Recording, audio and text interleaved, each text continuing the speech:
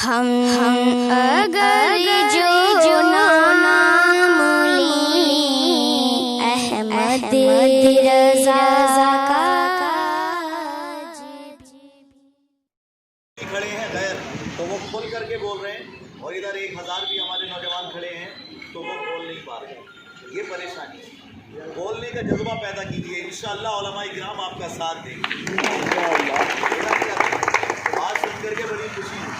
اپنے آپ کو کمزور نہ جانیں. سب سے اچھی چیز الحمدللہ جو ہمارے پاس ہے وہ ہمارا ایمان ہے. یہ ایمان ایسی چیز ہے جو انسان کو کبھی ناپاک ہونے نہیں دیتا. یاد رکھنا، مومن ہر حال میں پاک رہتا ہے اور کافر کسی حال میں پاک نہیں رہ جاتا، کیونکہ کفر کی گندگی اس کے ساتھ چپٹی ہوتی ہے. مگر مومن الحمدللہ ہر حال میں پاک رہتا ہے. اس پاکی کو بہتر بنانے کے لیے ہماری سوچ اور فکر کا پاک ہونا اور صحیح بات کرنا اور غیروں کے سامنے صحیح طریقے سے جواب دینا اور بالکل نہ گھبرانا، اور اسی طریقے سے جیسے کھڑے ہو کر کے ابھی بلال والے بھائی نے بات کی ویسے کرنا اور پورے جوش و جذبات کے ساتھ بات کرنا. یہ ایمان والی کی شان ہوا کرتی ہے. جس کو کرنا اسے دے. ابھی انہوں نے جن جن بزرگوں کا نام لیا، اشفاق اللہ صاحب ہوں، محمد علی جوہر صاحب ہوں، مولانا ابوالکلام آزاد صاحب ہوں، یا پھر میر عثمان علی صاحب ہوں. یہ کون ہے میر عثمان علی صاحب؟ آپ کو پتہ ہے 1965 میں جب پاکستان اور ہندوستان کا آپس میں وار ہو رہا تھا، اس وقت کے پرائم منسٹر تھے لال بہادر شاستری صاحب. اب لال بہادر شاستری صاحب کو ضرورت تھی ہندوستان کو مضبوط بنانے کے لیے دولت کی، پیسے کی، گولڈ کی. لیکن عزیزان محترم، اس وقت سب سے بڑھ کر یوگدان دینے والے جو لال بہادر شاستری سے مل کر کے حیدرآباد کے نظام تھے میر عثمان علی صاحب.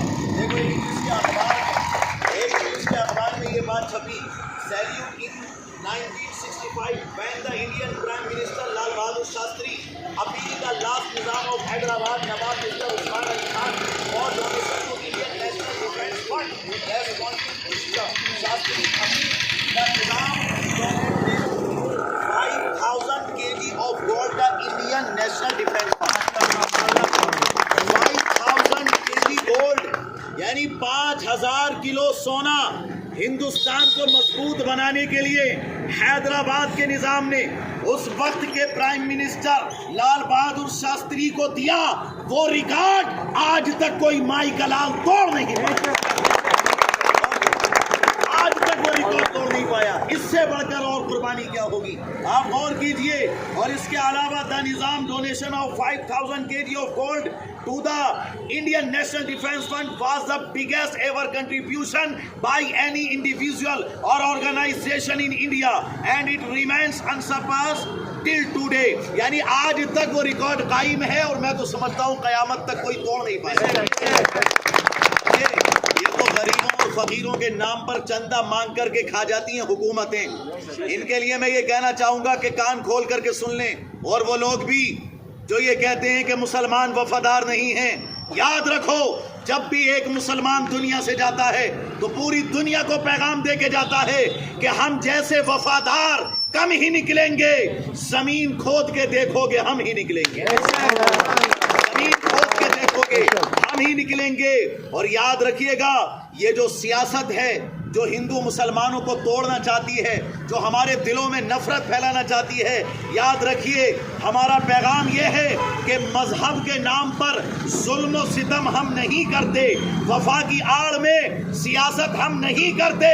زمین کی کوکھ میں بھی جاتے ہیں غسل کر کے، وطن کی پاک مٹی کو کبھی ناپاک ہم نہیں کرتے.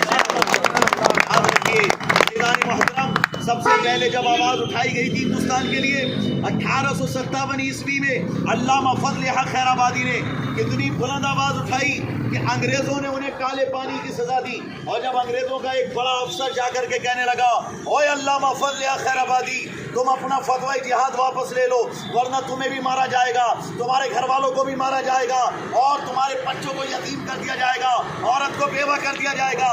اس طریقے کی دھمکیاں دینے لگا اور کہنے لگا کہ فتوی جہاد واپس لے لو ورنہ یاد رکھو کہ تمہیں مار دیا جائے گا. تو جانتے ہو علامہ فضل حق خیر آبادی نے موت کے عالم میں تڑپتے ہوئے بھی کہا تھا کہ کتے کی 100 سالہ زندگی سے شیر کی ایک دن کی زندگی بہتر ہے.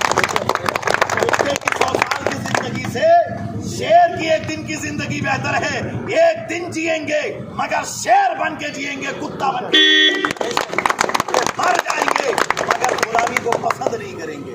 याद रखिए अजीज़ान मोहतरम, मौत के आलम में तड़पते हुए भी कहा था, और सुभान अल्लाह पैगाम दिया था नौजवानों हम सभी को, और उन्होंने कहा था ओ अंग्रेज सुन ले कान खोल कर कि हम मदीने वाले की चौखट पे बिक चुके हैं, अब दुनिया के किसी कुत्ते की चौखट पे नहीं बिक सकते। हम मदीने वाले मुस्तफा के गुलाम हैं, उनकी चौखट पे हम बिक गए, अब दुनिया के किसी कुत्ते की चौखट पर नहीं बिकेंगे।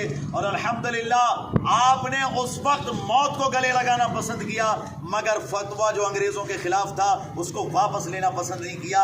अजीज़ान मोहतरम, कितनी कुर्बानियां दी हैं मुसलमानों ने। रानी लक्ष्मीबाई के साथ जंग करने वाले बताइए जो कमांडर इन चीफ थे उनके कौन थे? मीर बख्शिश अली, सुभान अल्लाह।